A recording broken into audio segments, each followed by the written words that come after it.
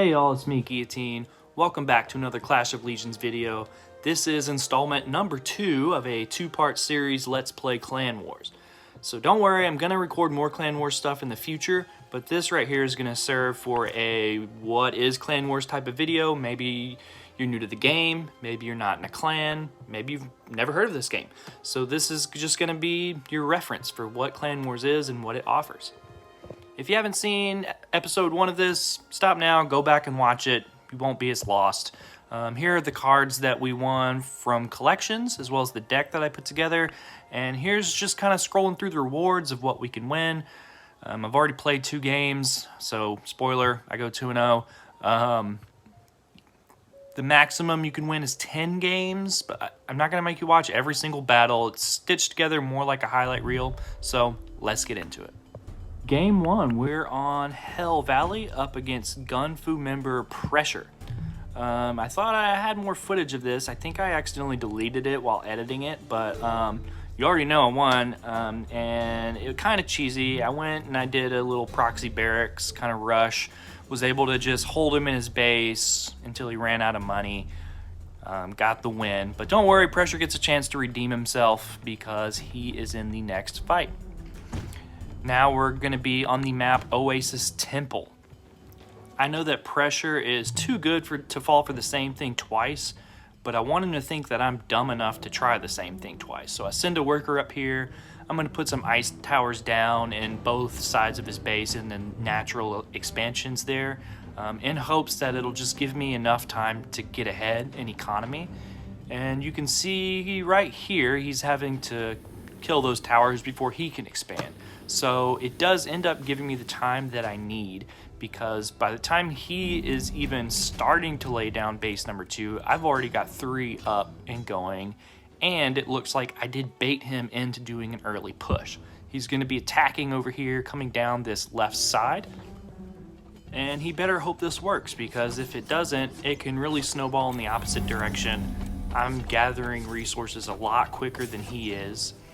And right here, this is a good example of what Vikings, the value that they can add to your deck. It's almost like having an extra spell. They throw their axe every, I think, 7 seconds and stun an enemy just like the lightning spell. So if you like lightning but you don't want to waste a spell card on it, put Vikings in your deck. Pressure right here notices that I've got someone down at the lookout tower. He doesn't really want me to have that line of sight.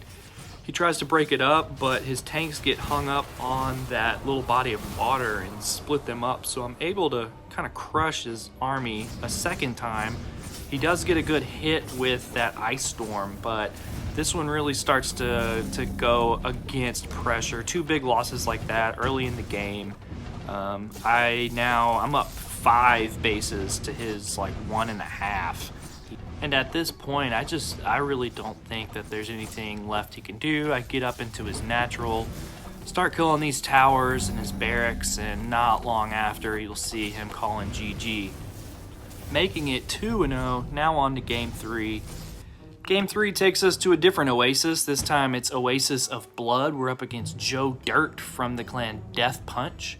Clearly learning a thing or two from clan leader Dark Champ. He sends a worker in early that distracts me, thinking I'm safe, I've killed his worker, but another one snuck in right after. Start setting up a tower rush. Luckily, I was able to get out and start my expansion, so I let him sit here, have some fun, think he's getting the upper hand, and go around. I'm going to just drop 2 Rangers down here. I know it's relatively unprotected. He spent so much money down below cranking out towers and units. And while this is happening, I'm able to bust up those towers down below and come up with my army. By this time, I was ahead 4 bases to 1, so even if he was able to hold here, I would just be coming right behind it with another attack. So good game, Joe. That makes it 3-0. Now let's go on to game number 4. This time we're over on the 4-player map, Frozen Plain. I'm up against another Gunfu member, Easy Killer. Anytime I play Easy Killer, it's a good game, and this ended up being one of the most entertaining of all of Clan Wars this week. I know from early on that Gunfu has a deck that's a really tough matchup for the deck that we've got over at Korea number 1. I want to get a jump on him. I send over a quick little 3 Ranger drop, He's able to pull his workers. I try to sneak him back in there, but he ends up cleaning up really nicely. He goes on a counterattack, I guess maybe thinking that I sent everything I had towards him, but I had some stuff waiting back home just in case that did happen. Kind of hitting a stalemate in the early game. We both focus on just building up our armies and expanding. We're both at 3 bases right now, and he comes pushing down with a pretty intimidating looking army. He gets a good connect with Fireball there, but my gargoyles and my ice towers helping out are going to be able to hold here, push back those tanks. Coming in with some rangers, we were able to pick off a few more, looks like 3 more actually, before his reinforcements start piling in. But you see right here, he's invested a lot in the ground control, so these gargoyles just clean up the mini dragons, and they also take out quite a few tanks. It's a lot of wasted gold, cleaning up that barracks, killing more and more mini dragons. This ended up just being a really good exchange for myself. You can see right there, those harpies taking some free shots at those orcs until they're dead and gone. I'm moving on to setting up base number 4. He's already got 4 and 5.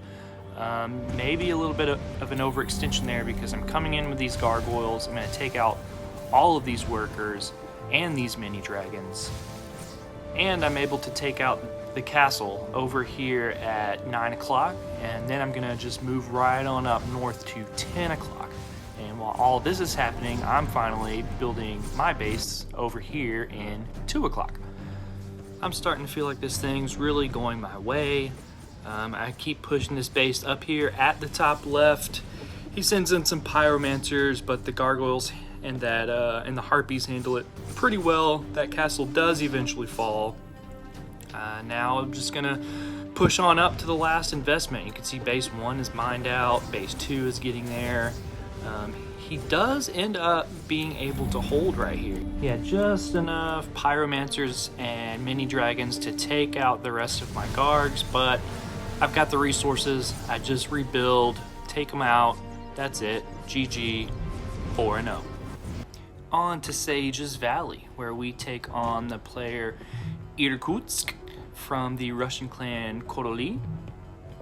Both players off to a slow start on this one. I did some scouting earlier, didn't see anything I was too worried about. He seemed to be playing conservative, so I just start growing my economy. A big key to victory on this map is controlling that 12 o'clock base.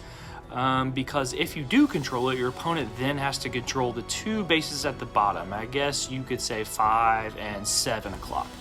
So I send my units up top in hopes to draw him out for a fight, which I do. I knew he had an owl sitting there, and I also kind of bait and switched it. I knew that he was going to come in and attack this, and so I started expanding at the bottom to hopefully get 5 o'clock rolling before I come back to do 12 o'clock. That will pretty much guarantee me a win if everything stands pat. You saw he sunk a lot of money into those shadow fighters, which really just went down very easily.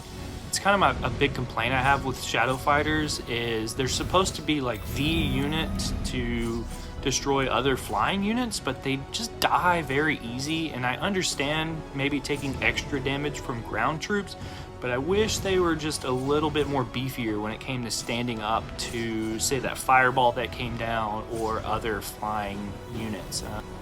I think 1v1 versus a mini dragon, they still like barely survive. So I think that's something that's worth a little bit of tweaking, and I even said that before I used them in my main deck. Irkutsk calls GG just after this one, and now we're on to the Swamp of Silence. Since this player is in the VIP clan, I'm assuming that they're Russian, but I really couldn't find a translation or pronunciation for this spelling, unless it's supposed to be Grudy, which is apparently Russian for boobs. Apart from dropping a few orcs into my gold lines with drop ships, I was able to keep this player in check fairly well. I was impressed though with the usage of the High Priest, which I know a lot of Russian players like High Priest. I used to put them in my deck a lot, and then I ended up swapping it for the Blessing spell. But he had a lot of units that were very tanky and I was just really surprised with how hard it was to kill those troops. There are a few exchanges that weren't very beneficial for me, but I was able to lock down a lot of the map and just had the resources to be able to afford to trade inefficiently. He doesn't really have any units that have area of effect damage, so I transitioned to pumping out a lot more Voduns, which are my favorite unit in the game. And much like Vikings that feel like you're almost adding an extra spell to your deck, Voduns are kind of the same. It's almost like having poison in your deck. Each dart that they shoot reduces your ability to block incoming damage, and so they're very effective versus High Priest and versus, he had those Paladins mixed in there. The only real downside to Voduns is they die very easy, so you got to protect them. And they cost a decent amount of gas, and so you just have to manage your resources well. Anyways, this castle goes down, it's gonna be GG, and now we get to go on to probably my least favorite map of the game. I'm up against Bath Salts of the Gunfu clan, and my first big mistake here is trying to harass with one lone gargoyle. You see some players do this with a mini dragon. It makes a little bit more sense with them because of their escapability. This was a big time waste of money. Here on Windmill Boot Camp, people really like to try and map control. The 4 bases in the corners, it can just be hard to run back and forth to defend them, and then the ones north, south, east, and west are all wide out in the open. First big engagement right here, I end up getting bottlenecked by those 2 terrain structures, if you will. That was just a really good exchange in favor for our Bath Salts, and so you can see he's already all over the map. He's coming in here, he's cleaning up my workers. I'm stubborn and scrappy. I don't want to give up just yet. I try to make one more push and he's just gonna overrun me. GG, congrats Bath Salts. Yeah, 6-1. Now we're on Ancient Remains. We're up against Jaden from Kopori. If you saw the Spartans versus the World 3v3 video that I put down a couple days ago, Jaden was one of my teammates. I wanted to mix in some game review footage for this compilation.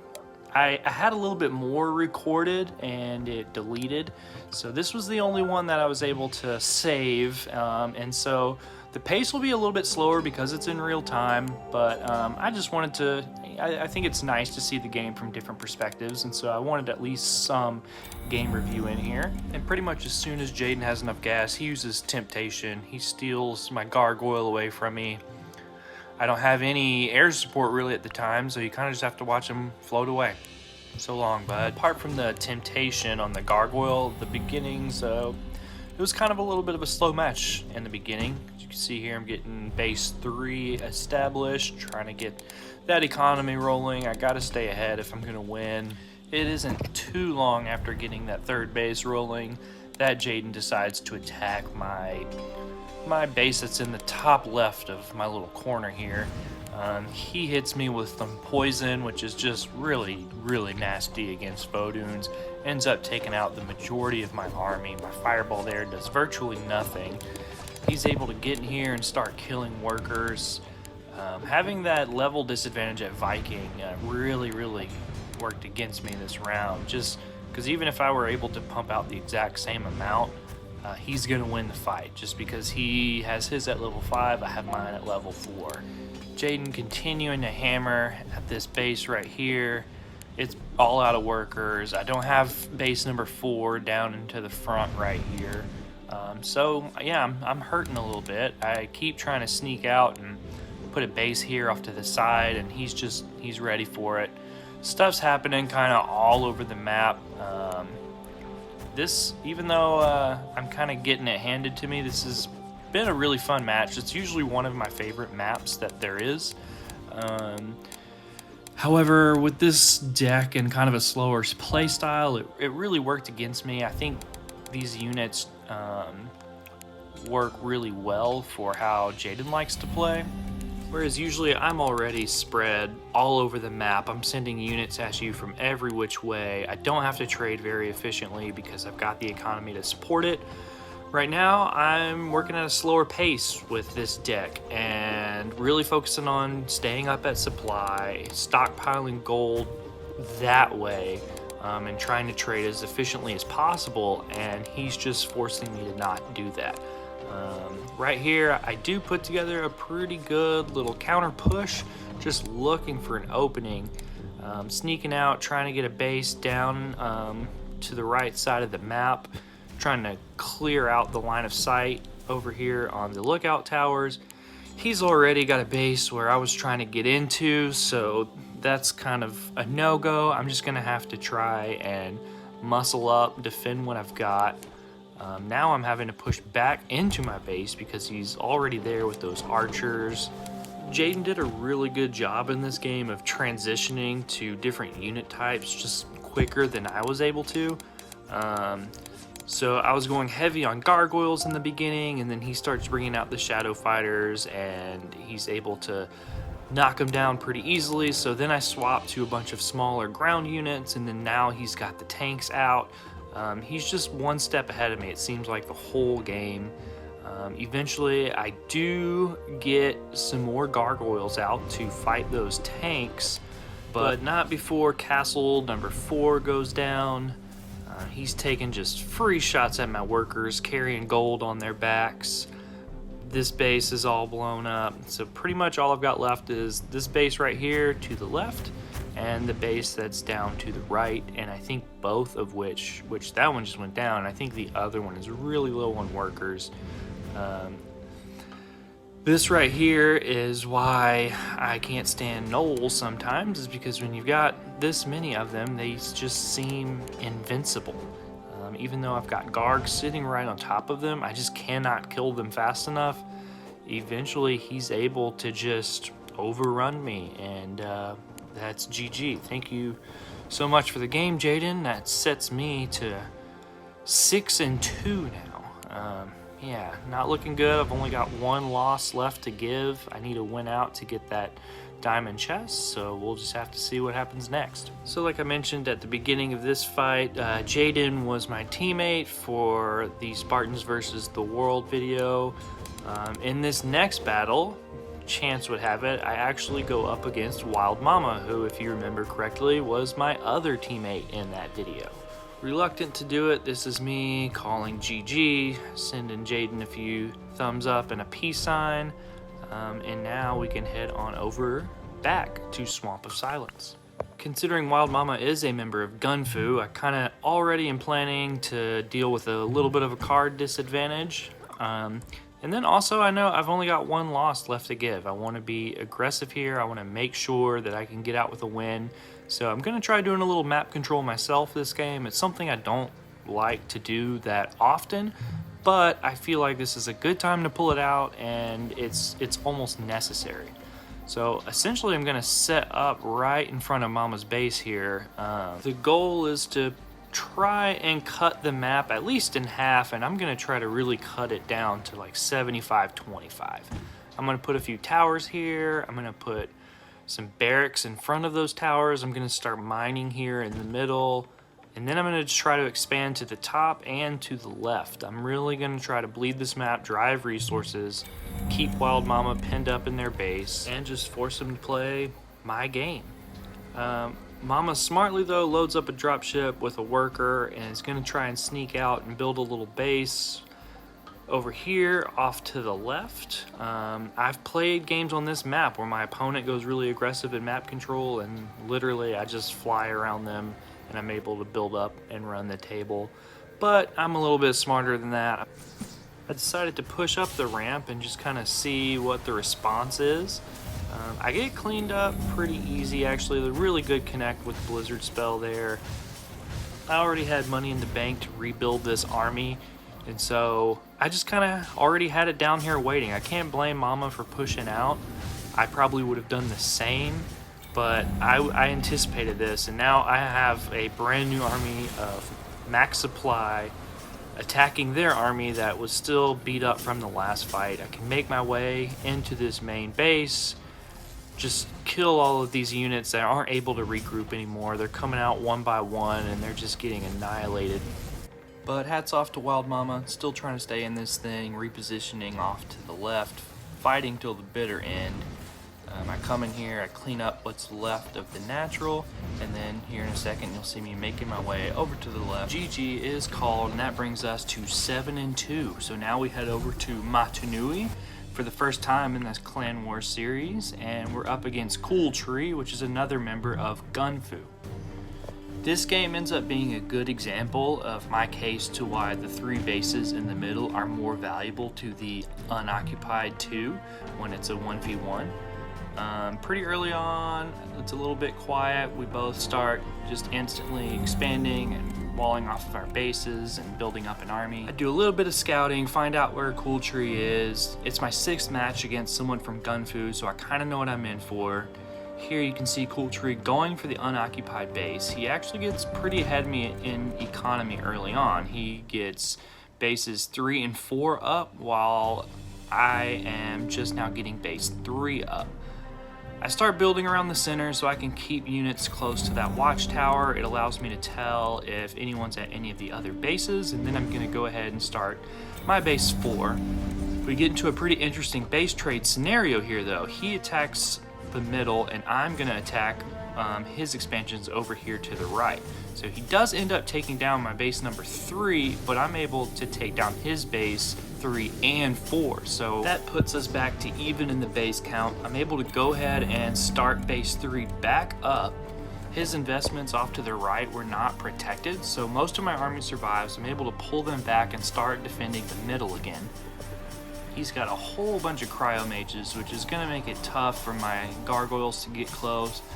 But I'm able to get the harpies in. They cast their whirlwind ability, and as soon as fireball's ready, I throw it down. I'm able to take most of them out, and now I can start pushing into his natural. Cool Tree starts to make a mistake right here that I see a lot of players make, and I make it myself. When you're losing a fight and you get a little frustrated, you tend to just send those units out as they build one by one, and it just makes it really easy for someone with a big army to just kind of keep picking them off. I wasn't all that ahead in economy right here, even though I did expand over to the bottom right.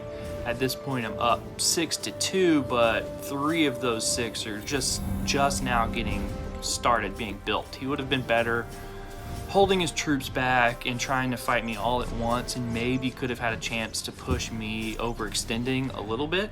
But nonetheless, I get the win. We're 8-2, moving on.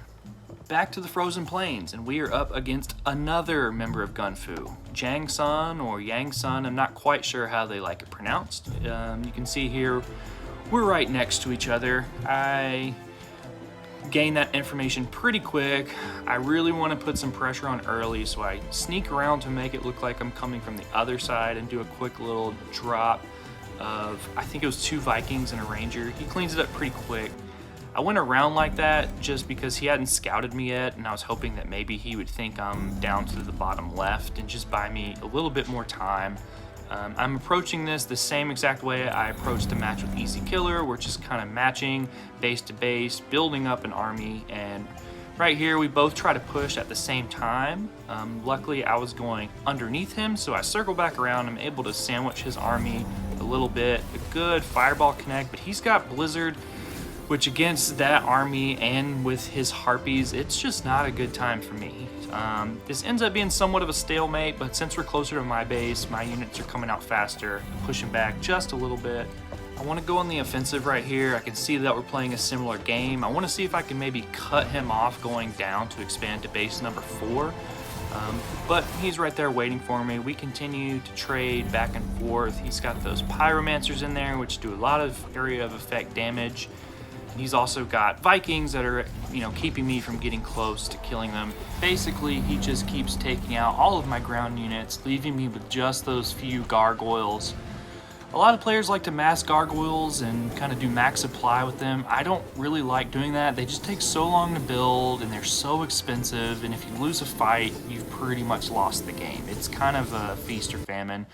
But as you see it, I lose. I finish the series 8-3. If you keep watching, we'll get into the rewards here, but I'm going to wrap it up. Thank you all so much for watching. Please continue to support the channel. Like, subscribe, it goes a long way. Leave me a comment.